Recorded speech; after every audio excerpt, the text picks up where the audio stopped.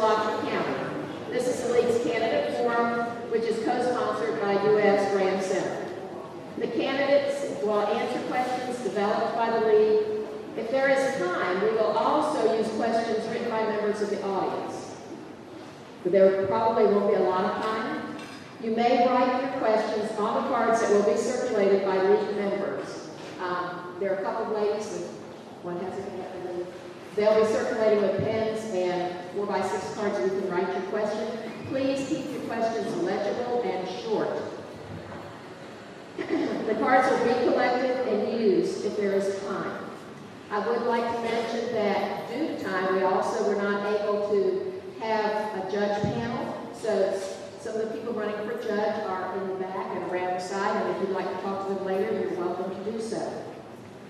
I would also like to remind you that the forum content is the property of the League of Women Voters of Alachua County. No candidate or campaign staff may film, record, tape, or photograph the forum in any medium without prior permission from the League. Under such permission, rebroadcast of a race is only allowed in its entirety. Candidates may not use any portion of the forum in a political advertisement. So, I believe we are ready to begin.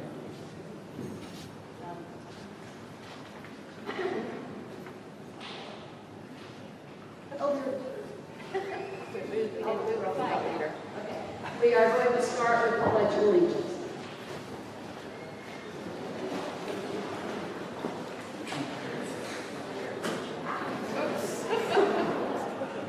I'll have to apologize for the library's plan.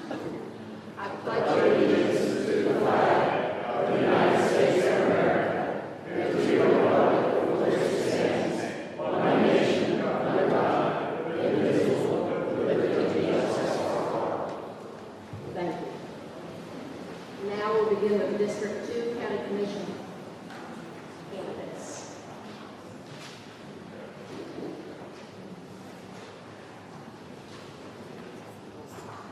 Good afternoon. I'm League Member Jim Galloway. I'll be the moderator of the Alachua County Commission District 2 race. The two candidates are Lee Pinkerson and Harvey Ward Jr. Welcome, candidates, and we appreciate you being here today. Alachua County Commissioners are elected for a term of 4 years. There are no term limits. Commission candidates must live within their district. However, they are elected county-wide. This is a Democratic primary. Only county voters registered as Democrats can vote in this race. The winner of this race will move on to face write-in candidate Harold Joseph Patterson in the general election in November. The format of the forum is as follows. Each candidate will have 1.5 minutes for an opening statement. Following the opening statements, I will read questions prepared by the League of Women Voters. Again, each candidate will have 1.5 minutes to respond. I will rotate the order in which I ask the question. If time permits, we will take questions from the audience. After the questions, each candidate again will have 1.5 minutes for a closing statement. We have timers in the front row who will indicate your remaining time. So keep an eye on them during their answers. When your time is up, they will wrap it up. We will now begin with the candidates' opening statements. You each have 1.5 minutes. We will begin in alphabetical order with Mr. Pinkerson. Well, thank y'all very much for being here today. It's great to see so many people that are interested in the election process. I am Lee Pinkerson. I was born and raised in Alachua County. I lived here all my life, went to schools, here, graduated from the University of Florida, had a business, Optical Lab, which I either worked, ran, or owned for 31 years. I graduated from the University of Florida with a degree in business administration, specifically economics, and I've been very involved with the community for pretty much my entire life, doing all kinds of trying to make a difference with the county. And the natural progression back in 2000 was to try to do it on a bigger scale. So I ran for county commission. I think that everybody in Alachua County deserves an opportunity to be successful, whether they or whether they have a GED. And that's something that I think is very important as we go forward, having jobs for people that don't necessarily have an advanced degree. They deserve to be able to feed themselves and their family. I think we need to do everything that we can for our children. Children don't ask to be born, and when they tutored in Lake Forest for 8 years, and you can tell in first grade which child doesn't really stand a chance. And I think that we ought to do everything we can as a community to make sure that our children have what they need emotionally, nutritionally, and educationally. So look forward to the questions, and thank y'all again for being here. Thank you, Mr. Phoenix and Ms. Ward. Thank you all very much for coming out today. As I've said, at each one of these forums, there are certainly other things you all can be doing with your time, and I appreciate you investing your time in the system to figure out who it is that our leaders should be. I look forward to hearing from the other candidates as well. I want to tell you, first of all, that everybody you hear from today is a dedicated, hard-working citizen of this community, and all those people deserve your thanks. So, with Mr. Pinkerton, everybody you will be hearing from has worked hard for the last several months to let you know where they stand. I want to tell you this afternoon, those of you who haven't had a chance to get to know me yet, where I stand. You will find that, let me just be very clear about it. I've been a Democrat for a long time. It means a lot to me to be a Democrat. And we're running in a Democratic primary. You will find that Harvey Ward Jr. is pretty much an FDR, LBJ style kind of Democrat. That's who I am. That gives you an idea of where I make my decisions from, where I come from. People say, now, why do you tack Junior on your name always? Well, my dad, Harvey Ward, is right over here. He's with us today. You're going to hear a lot about specific positions from me today. I will tell you that my top 3 concerns in this community are poverty, transportation, and our springs. We'll be very specific about some of those things as we go forward, but I just want to thank you for being here and looking forward to the rest of the afternoon. Thank you. We'll now move on to the questions that have been prepared by the lead, and we will rotate the order in which the questions are given. So we'll begin with Mr. Ward with the first question. The County Commission has placed another transportation sales tax on the November ballot, despite the failure of recent similar tax proposals. Do you support this initiative? What can help make this effort successful in comparison to 2012 or previous years?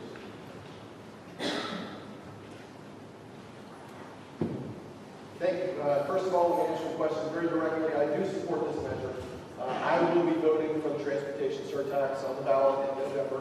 I hope that you will as well. Let me give you some detail about it. It is, if it passes, this 1 penny surtax on to go with all the other sales taxes in the county. It will address about 25% of this enormous transportation backlog that we have in the county. We have, depending on who's speaking, the Gainesville Sun has called it $500 million, $550 million actually. I've seen figures as low as $380 million. So somewhere in there is our road repair backlog. This should address about 25% of that. I hope that it passes, because if it doesn't pass, then the county commission is going to have to be really creative to come up with ideas for how to get this done. The difference between this and previous surtaxes, or the one 2 years ago, as a matter of fact, is very specific. There's no argument, I don't think, in the county commission about whether or not it makes sense, whether or not it's specific enough to get part of the job done. I hope that you will support it. I wish that we had a surtax we could have passed 2 years ago that included not only road repairs, but also bus transit and a number of other kinds of transportation. But that wasn't an opportunity that was given to us. We were given a chopped up, very difficult surtax 2 years ago. This time it's a little more clear, and I hope you will all support it. Thank you. Thank you, Mr. Pickett. I'm wholeheartedly in support of the sales tax. We desperately need it. As Ms. Ward has indicated, we're about 300, it's actually, the figure is about $380 million. Major difference between this go-round and last time was, I think, that everybody is pretty much on board as far as all municipalities, the city of Gainesville. Everybody is, I think, focused in the headed in the right direction. There's not, I don't think that there's opposition that there was before. I think that it's comprehensive, and that the county's portion is about 95% goes to road repair, 5% goes to multimodal projects. The cities, I believe, is 50% road repair, 40% transit, and it does include the expansion of certain routes, and I believe a few new routes. So there is the transit component as far as the city is concerned. And then all the outlying municipalities have their projects that goes a long way to addressing some of their issues as well, because, well, the county is already, so are the outlying municipalities. I think the biggest thing that we've done is we've come up, there's going to be an oversight committee that we will discuss at the next county commission meeting. And in that, we will have designated duties such as to make sure that all the projects that are being done are actually the projects that are on the list because they're project specific, as well as making sure the money is spent and the priority list is correct. So I hope very much that y'all support it. We desperately need it going forward. Thank you. Thank you. Our second question. Plum Creek is proposing an extensive development, which includes significant conservation lands to the eastern portion of Alachua County. For approval, it would require many changes to the county's comprehensive plan. What's your view of the Plum Creek proposals, and do you support it? At this time, Thank you. My position on the Plum Creek issue is because I am in a little bit different position. I will actually be voting on it after extensive discussions with the county attorney. It is her preference, and I know my opponent alluded to a memo that was put out. And the memo actually talked about the role of quasi-judicial and as far as hearings, but it's county's attorney preference, and I'm not taking a position.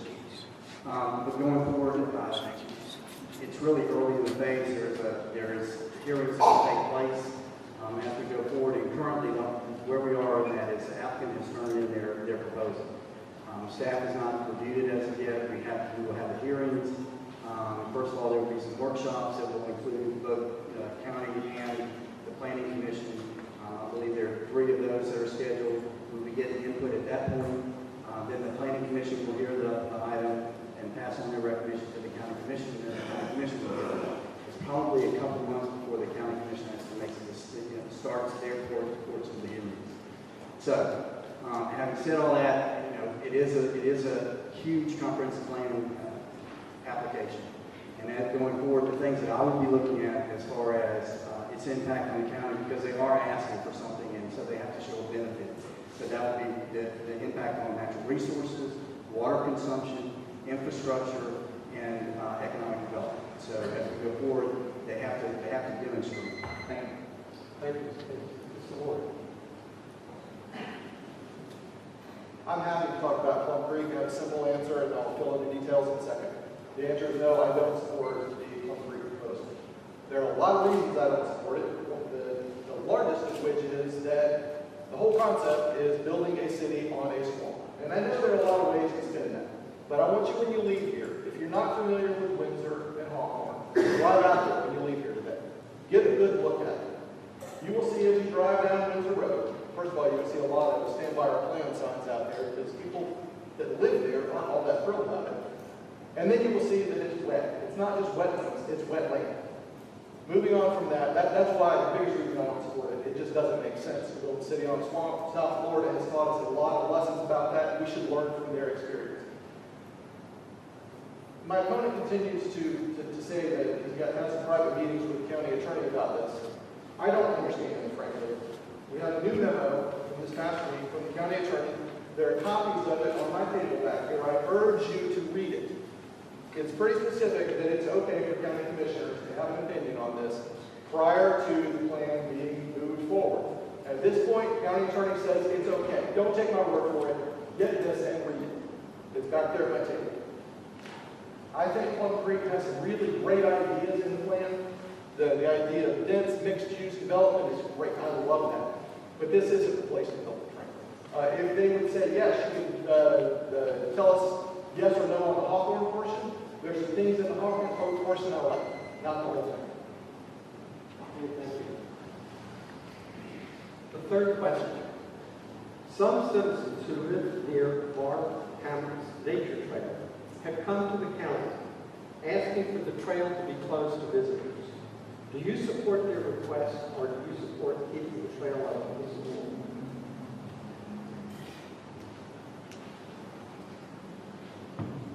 I've put a position out on this a month or two ago. I feel very strongly about it. But I want to tell you, I love the stickers that I'm seeing. They keep the bar open. I love that. That's great.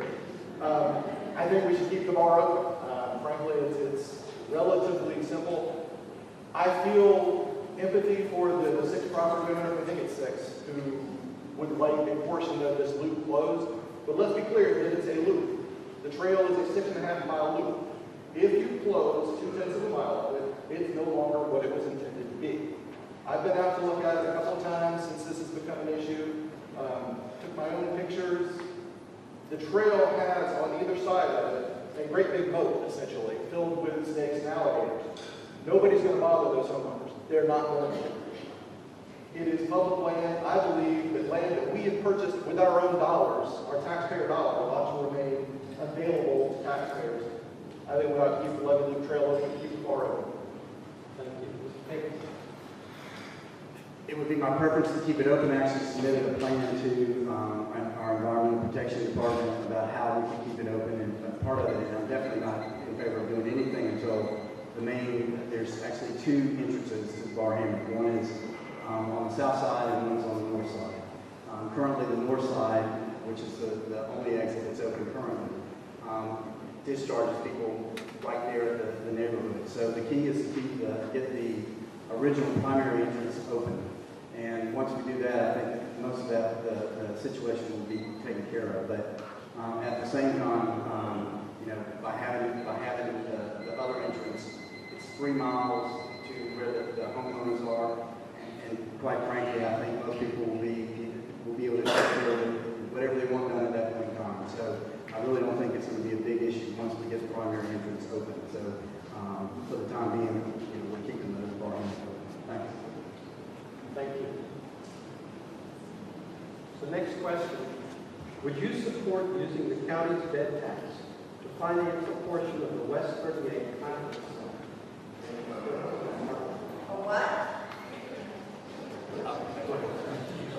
What Ms. Galloway is speaking to is a potential of having a conference center that's off 34th Street, where a development is taking place now, kind of near the orthopedic group, the orthopedic building. As far as it boils down to whether or not we have the money to do it. If we have the money, I think that the intent of the tourist tax or the bed tax is to put heads in beds, and obviously the convention center is going to do that. The question is whether or not we have the funds to do it. The proposal, as I understand it, includes taking a portion of that which generated at the university, the Hilton, as well as there's a hotel that will be going into this development and using the bed tax from that. The question is whether or not we can afford to do so, because most of the bed tax money is already committed. We've asked for analysis of whether or not that can, whether there's enough money to finance it. So it's really, we need that information back before we can determine whether or not it's a go. Thank you. Mr. Ward. This is yet another very clear difference between me and Mr. Pinkerson. I do not support this, just frankly. Who's been out to Southwest 20th Avenue and Southwest 34th Street lately? Traffic's kind of bad out there, isn't it? I cannot imagine dropping another very large piece of development in there right now. It doesn't make sense. We don't have the kind of transit that helps people get back and forth from the airport and from even the interstate to that area of town. I'm also not a big fan of throwing public money at private enterprise. I think government ought to do what government does best. Take care of our roads, help the least among us, take care of our water. I don't think we ought to be picking winners and losers by saying this project is one-wheel investment. I don't like that. It's not something I'm going to do very often as county commission. There's a lot of data out there. I mean, a tremendous amount of scholarly study on whether or not building conference centers with public money is benefiting the public. And generally, the answer is no. I'll be glad to send you, if you talk with me later, some data on that, some research has been done. It just doesn't seem like a good investment to me. It does bring up another public investment we made not too long ago out in Newberry, the other side of Newberry. We invested in some baseball fields with $7 million of public money. That hasn't turned out very well. I think we maybe ought to stop spending public money to make private business money. That's just my thought. Thank you, Mr. Wood. In the book, The Blue Revolution, written by local author Cynthia Barnett, it calls for a national water ethic. In particular, she calls on elected officials to develop an ethic for protecting water and reducing water consumption. What is your stance on protecting our water resources, and are you willing to adopt a water ethic?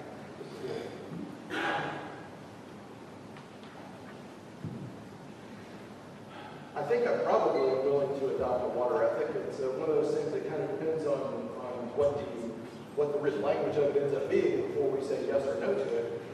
There are really two things, mostly two things that the county commission can do about water. We can follow the current comprehensive plan, which actually has some water issues built into it, and we can say, yes, this is a good place to build, this is a good place to build, this is not, this is not, this is not.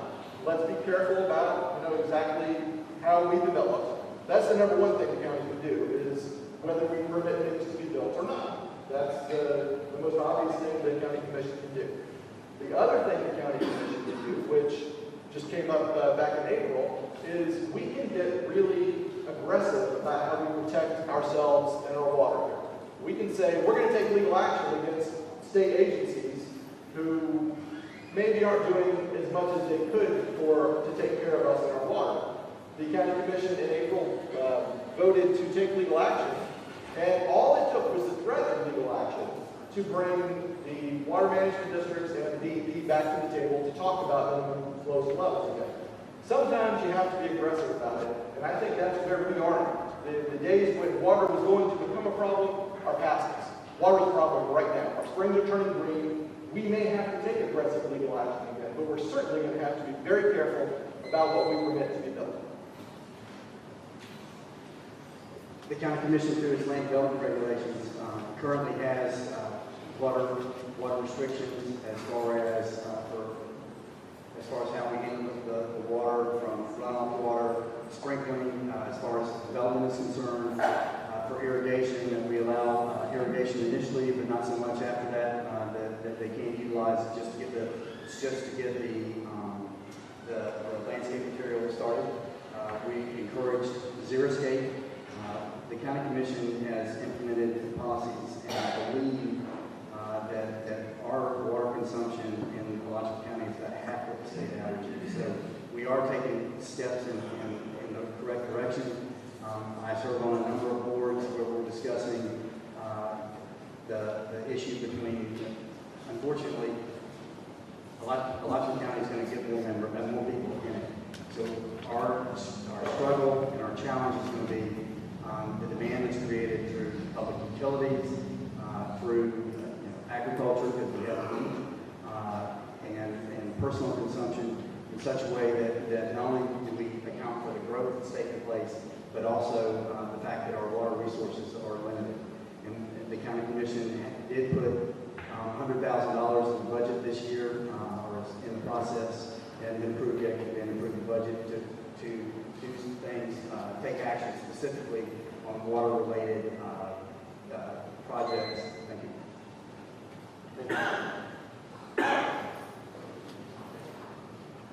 About 1/3 of Gainesville Regional Utilities customers live outside of the Gainesville city limits, but the Gainesville City Commission governs GRP. Would you support changing the current governance structure of GRP, and if so, how? I do support the different governance structure simply because those individuals in the unincorporated area have no voice whatsoever. And currently they get charged a surtax, which is designed to encourage annexation. And certainly that makes sense if you're a municipality, but the unfortunate thing about that is that it covers a much greater area than just the area that's right around the city. So all the people in the unincorporated area that have no chance whatsoever to be annexed, you still have to pay that surcharge. And it constitutes about 30% of GRU's budget. So it is significant. The city did create a committee, I'm a representative, it's not a voting member on as far as the ultimate utility board. And I think that representation needs to be there because I think the county's voice needs to be heard.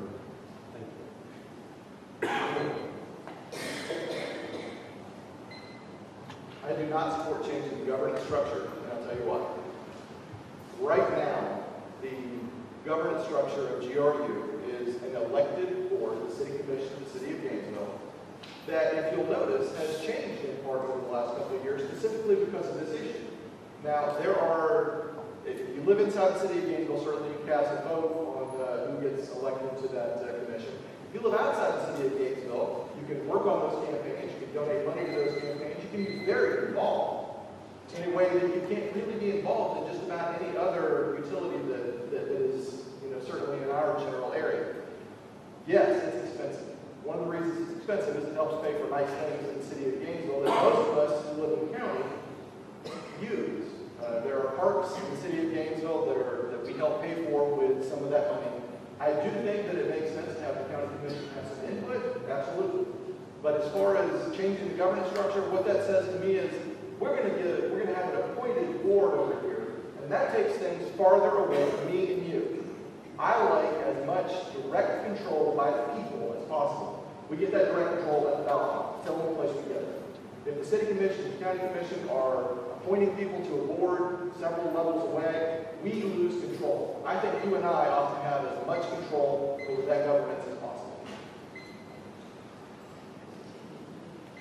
Okay, thank you. We will now move on to the closing statements, and each candidate will again have 1 and 1.5 minutes to do so.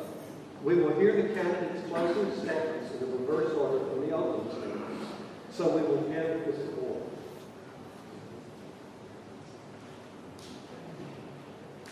Thank you all for your attention this afternoon. I appreciate you being here and listening to what we have to say. Again, my name is Harvey Ward. I hope that, now if you have an absentee ballot or sometime in the next couple of weeks, you will vote for me to be your next county commissioner.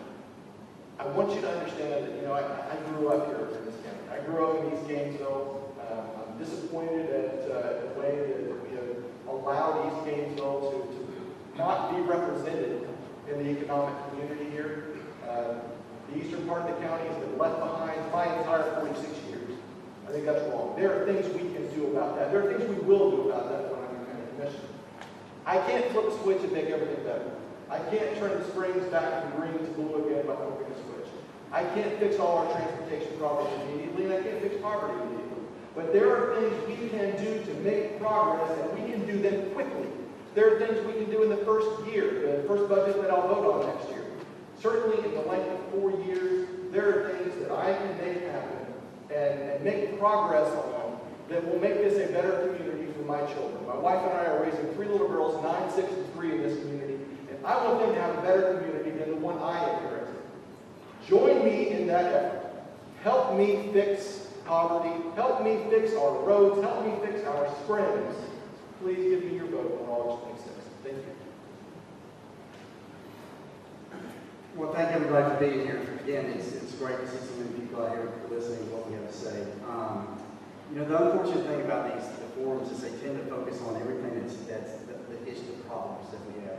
And yes, we do have problems. I think every community, every county has problems. But we also, at the same time, we have a great county. Our county is wonderful in that, from an environmental standpoint, we have some of the most wonderful hidden jewels in the state.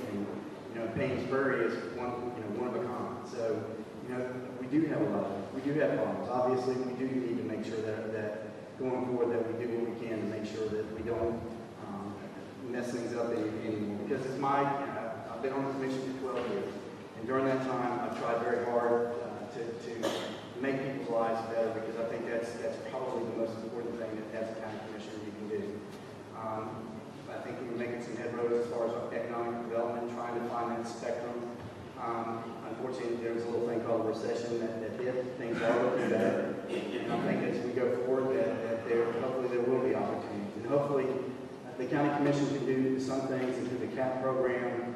I think that we do try to make a difference as far as children are concerned with the Early Learning Coalition. They can get a 16-to-1 match because we give $92,000. So we can make a difference with our children. You know, obviously, it really is up to y'all to help us with the sales tax, and I look forward to your vote on August 26th. Okay, this ends the panel for the County Commission District 2 race. I'd like to thank the candidates as well as the audience for your participation, and we will then go to the next race.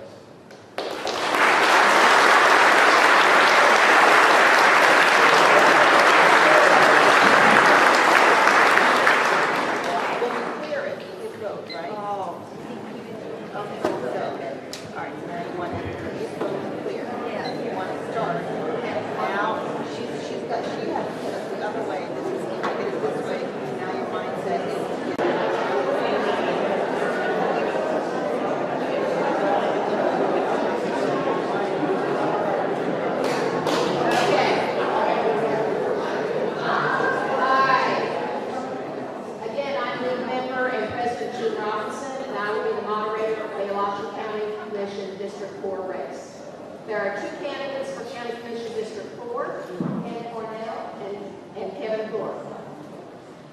Welcome, candidates, and thank you for joining us today. The Alachua County Commission members are elected for a term of 4 years with no term limits. Commission candidates must live within their district, but they are elected countywide. This is a Democratic primary. Only county voters registered as Democrats may vote in this race. The winner of this race will move on to face Republican candidate John Martin in the general election in November. The format of the forum will be as follows. Each candidate will have 1.5 minutes for their opening statement. Following the opening statements, I will read questions prepared by the League of Women Voters. Each candidate will have 1.5 minutes to answer. I will rotate the order in which I ask the question. If time permits, we will take written questions from the audience. And if you want to write a question, please raise your hand and someone will bring you a card. After the questions, each candidate will have 1.5 minutes for their closing statement. We have timers in the front row who will indicate your remaining time, so please keep an eye on them during your answers. When your time is up, they will ring a bell, or a beeper, I think now. We will now begin with the candidates' opening statements. You each have 1.5 minutes, and we will begin in alphabetical order with Mr. Cornell. Thank you to the League. Thank you to each of you for being here today. My name is Ken Cornell, and I'm running for County Commission because I believe we should protect our public health and our natural resources. We should invest in our children and our neighborhoods, and we should continue to foster job creation. I was born and raised in Alachua County. I'm a product of the public schools. I got my master's degree from the University of Florida. I've been married 24 years. I have 2 children, small business owner, and a certified public accountant. In Alachua County, we believe that a healthy economy is the foundation for where we live. In Alachua County, we believe that strong public schools and neighborhoods are important to educating our kids and keeping them safe, and that our programs should provide opportunities for everyone to get out of poverty. In Alachua County, we believe that the job creators and the industries of the future will be fostered around college and university communities, and that our policies and our culture will provide a bridge to job creation. That's why I'm running for County Commission. With your help and with your vote, I think we can make Alachua County not just great, but extraordinary. And I look forward to the dialogue today.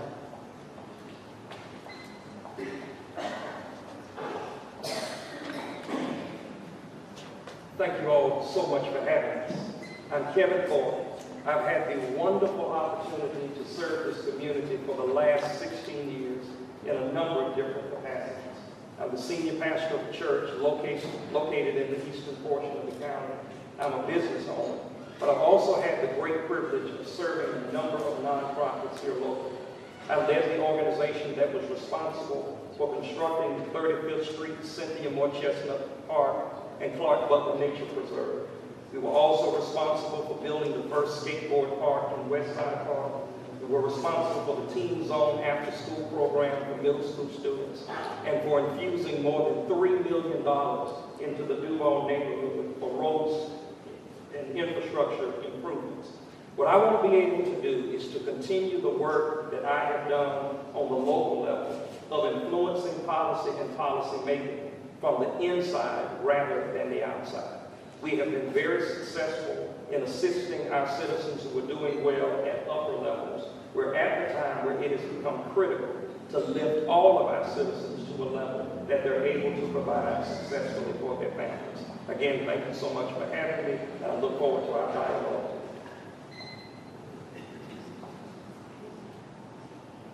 Thank you. We will now move on to our questions prepared by the League of Women Voters. We will rotate the order in which answers are given. We will begin with Mr. Thorpe for the first question. The sheriff's budget has been controversial in recent years with continuous increases despite less territory. Commissioner Hutchinson has advocated that the sheriff reduce her budget by changing deputies' enforcement of low-level marijuana possession as a criminal offense resulting in jail. Do you agree with this position? With less funds in the county budget overall, how should the sheriff's budget look?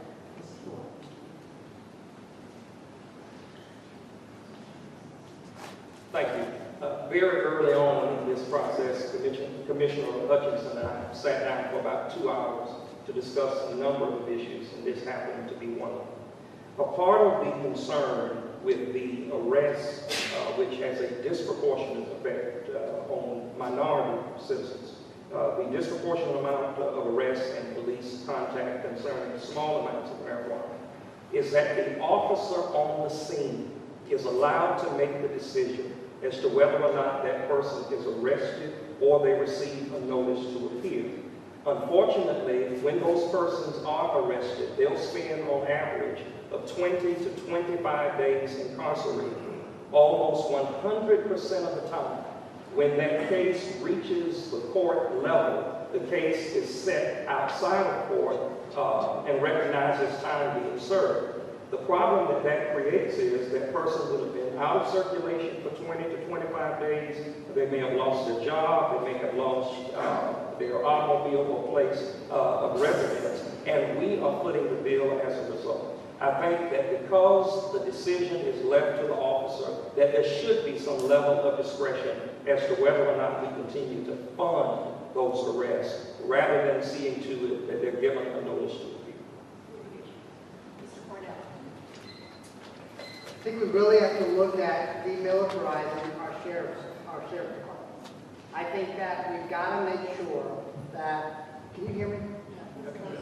I think we've got to make sure that we are using our resources most effectively.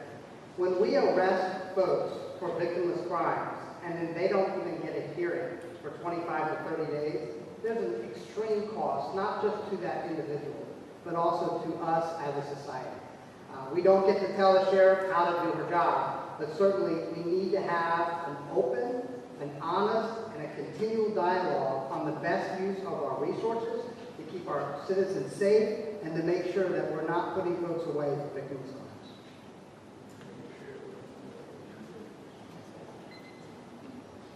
In this primary race, sometimes it is difficult to distinguish the positions of the candidates. Please tell us ways that your positions are different than your opponents. Mr. Cornell. Well, I guess first to start out, I was born and raised in Alachua County, and that I guess might be a difference. With regards to positions, my opponent and I have taken a completely different position on Plum Creek. I do not support the Plum Creek plan. I support our comprehensive plan. I assume we'll get into that in further details, but that's probably the biggest difference in our positions. With regards to what I think is important, I think it's really important that we protect our public health and that we have a water bank. I think it's really important that we are aware of the programs both before and after school that limit, that help our kids limit poverty and help educate them. I sat on the board of CAP in 2013, where we invest in programs that are both helping to eliminate poverty as well as helping to help kids with their education. And so I guess those are some of the differences. Mr. Ford.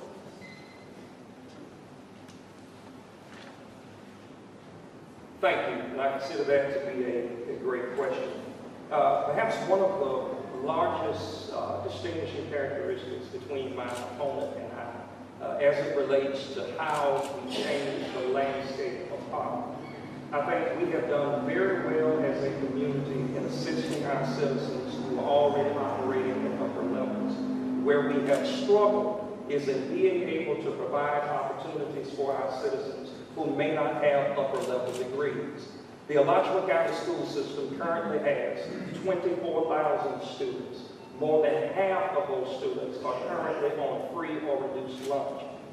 Through the Department of Agriculture, it was decided recently that of our 48 schools, 24 of those schools would receive automatic free and reduced lunch and a breakfast program, which means that nearly half of our population in the ages of progression are struggling economically. I do not contend that we should continue to provide assistance for families simply because they are struggling, if we're not willing to do something to lift them out of poverty in the first place. We ought to be able to take the influence of government and our public resources to be able to lift people out of economic depravity in the first place, rather than continuing to assist them in the midst of their poverty. Thank you. Plum Creek is proposing an extensive development which includes significant conservation lands for the eastern portion of Alachua County. For approval, it would require many changes to the county comprehensive plan. What is your view of the Plum Creek proposal, and do you support it? And if the Plum Creek plan is approved, how will the county pay for infrastructure such as roads and schools for the 30,000 plus people?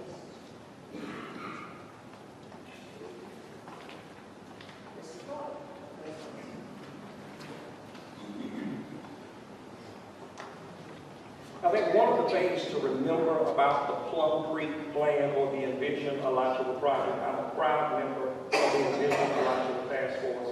If any of you have ever attended the task force meetings or watched them as they were projected on the internet, you would draw the conclusion that some of the brightest minds, not only in this county, but across the state of Florida, are represented at that particular table. A number of the things that I think are important to remember about this process is that it is a plan. My position on the Envision Alachua application has been consistent from day one. The county approached Plum Creek to have them take their complete 65,000 acres of land and place them in permanent or perpetual conservation. The landowner, which happens to be Plum Creek, decided to present a plan that allows 51,000 of those 65,000 acres to be placed in either conservation, agriculture, or open space. I support the right, as I would hope you would want for any property that you own. I support the right of a landowner to make an application to the Alachua County government for what happens on the land that they own. There are 7 intergovernmental agencies that will review this process before it goes to the commission. Let's trust the process and not deny due process to the applicant. So I do not support the Plum Creek plan. I don't think building a city 12 miles away from East Gainesville is going to help fill empty buildings. I don't think it's going to help employ folks in Gainesville. I support the comprehensive plan. Comprehensive plan is a targeted plan that calls for investments in and around our municipalities while protecting our strategic ecosystem. The definition of conservation, as Plum Creek defines it, is to continue to allow them to cut down trees. I don't think that's how Alachua County defines conservation. That's kind of a big deal for me. So when I see that they're putting into conservation 55,000 acres, I'd like to step back and say, let's define them. They've been in our community as corporate citizens, they've been cutting down trees for the last 12 years. It makes total sense that from the shareholders' perspective, they want to now take those lands, increase the entitlement of those lands, and then sell them to developers. I don't think that that's right that we have two comprehensive plans, one for Alachua County and one for a private landowner. I think they should follow the same rules that every other landowner has in Alachua County, and so I support our comprehensive plan. Thank you. Should term limits be placed on the county commission?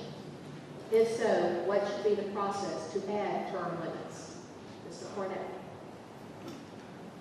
Yes, every election, we have them. That's what elections are for. That's what this whole discussion is about. Should we limit somebody who has been elected by a majority of our population? Mr. Hutchinson did a spreadsheet at a meeting where this, Mr. Hutchinson did a spreadsheet at a meeting where he actually showed the amount of limits that folks have served. And some of our best county commissioners have served for extensive terms. There's institutional knowledge that if they continue to serve the people, they should continue to be elected. So I don't support putting it on the ballot. Now, there's a process for putting it on the ballot that if the public supports that, if they go out and get enough petitions signed, and they decide to change the way we govern ourselves, I would support that. I would support a referendum where the public could change how they decide to govern themselves, but it should be a public referendum. So I don't support term limits, but if the public says we want term limits, then obviously I would.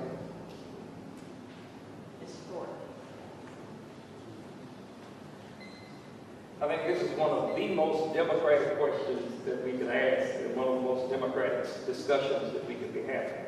There are actually two ways to place the idea of term limits before the electorate or the citizenry of Alachua County. One way is for a concerned group of citizens to gather enough signatures to have that initiative placed on the ballot. The other way is to lobby the county commission to vote within itself to place that issue or any other ballot initiative on the ballot.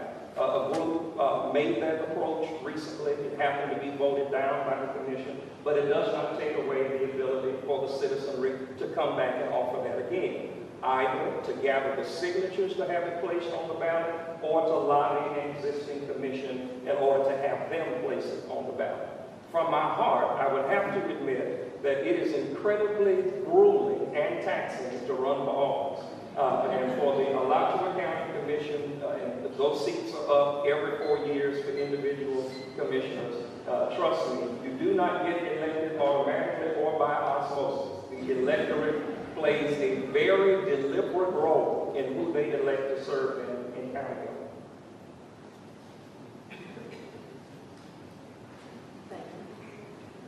The County Commission has placed another transportation sales tax on the November ballot.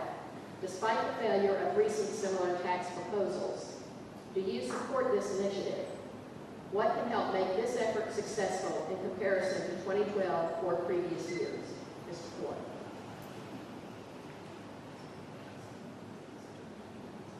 I support the transportation surtax for a number of reasons. First of all, because nearly 30% of the revenue that the surtax would be able to generate will come from citizens who are not residents of the county, who travel in and out of the county in order to participate in activities. So I think that's very important. One of the things that will, in my ambition and desire, that will make this initiative successful in light of the 2012 election when it failed. The county is very limited in its ability to use public dollars to advocate for anything that will be placed before the electorate on a voting ballot.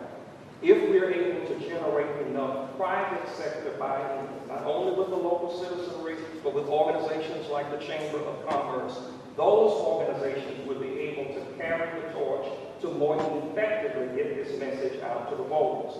Another difference that separates the 2014 ballot initiative from the 2012 initiative, there were more divisive issues that separated the largest of our municipalities, being the city of Gainesville, from the priorities that the county had in 2012.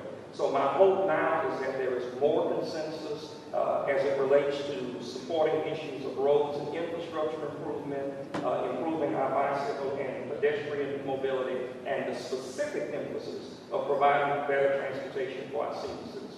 So I look forward to passing this. We're behind on our maintenance from a county standpoint. Seems reasonable to ask for the commission's support of the taxpayers and sales tax. Again, 30% of that sales tax will be paid from folks that do not live in Alachua County, but utilize the services of Alachua County and certainly drive on the roads. That seems like a good leverage of property tax owners and folks that live in Alachua County. So I support the sales tax. I think in order for it to pass, and I've said this in previous forums, it's going to require a consolidated effort of 5 county commissioners, 7 city commissioners, the private sector, the chamber, and every municipality.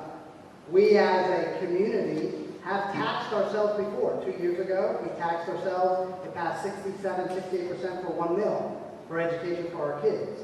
The sales tax for roads, road repair only, failed 67%. And why did that happen? It wasn't comprehensive. The city of Gainesville wasn't on board because their needs are different than the county needs. We have a comprehensive plan to pass the sales tax, which would begin to make a dent on our maintenance from a countywide perspective, so I support it. I support the oversight committee. If it doesn't pass, I would look to find monies in the general fund that we could start to dedicate to repair our roads. Thank you. We have time for one last question, and we'll start this one with Mr. Cornell. Please share your vision for Grace Marketplace.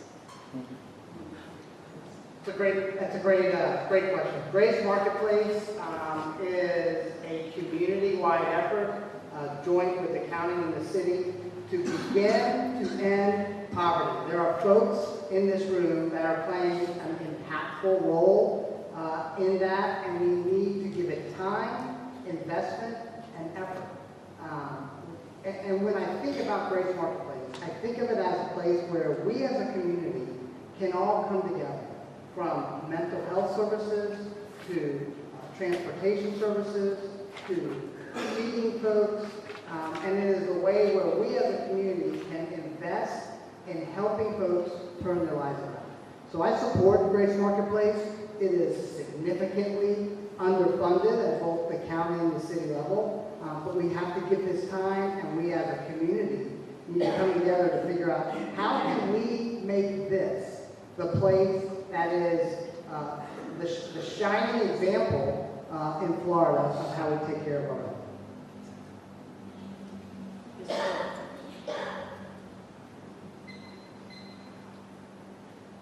The Grace Marketplace provides us with an incredible opportunity to be able to do something for citizens who have already served us in a number of ways.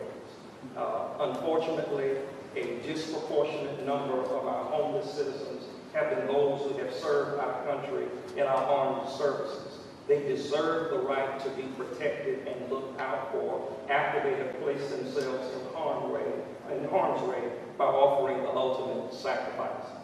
Unfortunately, one of the enigmas that the marketplace is having to struggle with, and I don't know to what extent many of you are familiar with this process, it was a state-owned facility that used to be a prison.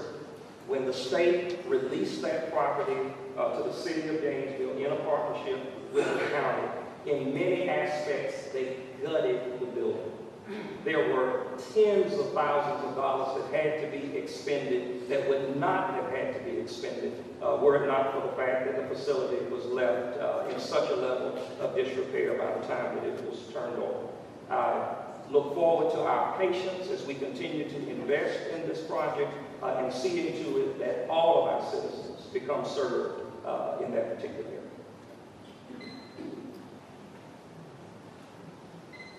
Now we will move on to the closing statements. and each candidate will have 1.5 minutes. We will hear the candidates' closing statements in reverse order from the opening statements. So we will begin with Mr. Poole.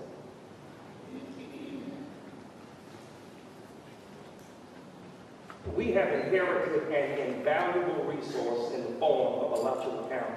What I want to do as your next District 4 County Commissioner is to fight to keep our county beautiful, to keep it safe, and to keep it prosperous, to keep it beautiful. We're described as a place where nature meets culture. That's a title we deserve, but a title we must continue to maintain.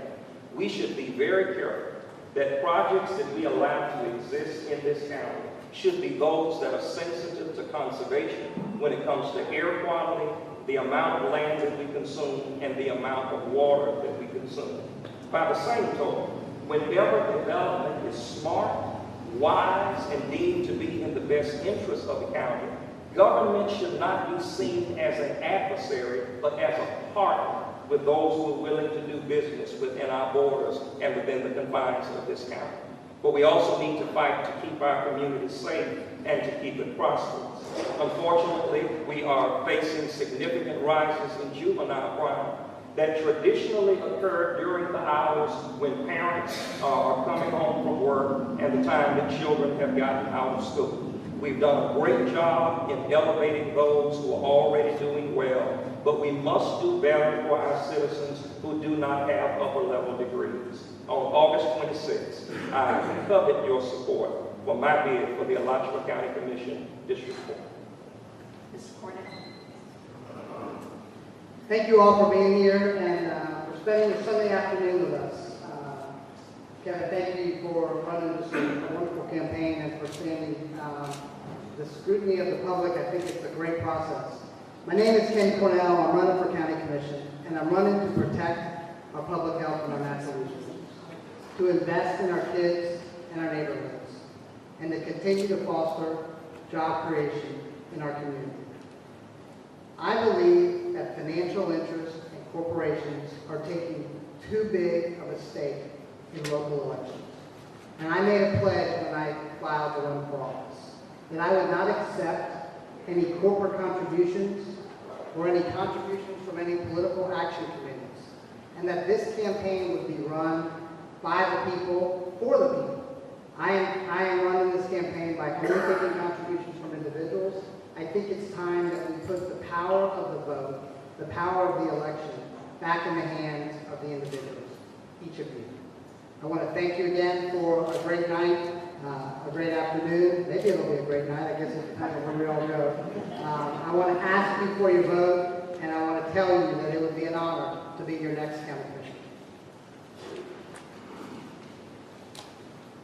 This is panel for the County Commission District 4 race. Thank you to both the candidates and the audience for your participation. We will continue with the next one in 5 minutes.